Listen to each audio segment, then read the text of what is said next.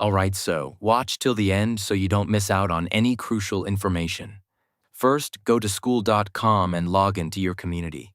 Start with creating daily or weekly discussion prompts. Go to the Community tab and post simple questions or ideas like, "What's your goal this week?" or "Drop a win you had today." It keeps the conversation flowing and makes your members want to check in regularly. Try to use levels to reward activity. Inside Leadership tab, you can watch levels based on engagement like posts, comments, and likes. Make level 3 or 4 unlock a free exclusive course. People love gamification, they'll post more just to level up. Host weekly Zoom calls or live sessions. Pick a time each week and show up live. You can do Q&As, group coaching, or casual hangouts. Post the replay in your classroom so others can catch up. This builds trust and keeps your community feeling active and real. Also, shout out top contributors.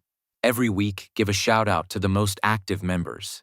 Tag them in a post like, "Big thanks to John for helping others all week. You're awesome." It boosts morale and encourages others to get involved too. Use the leaderboard feature.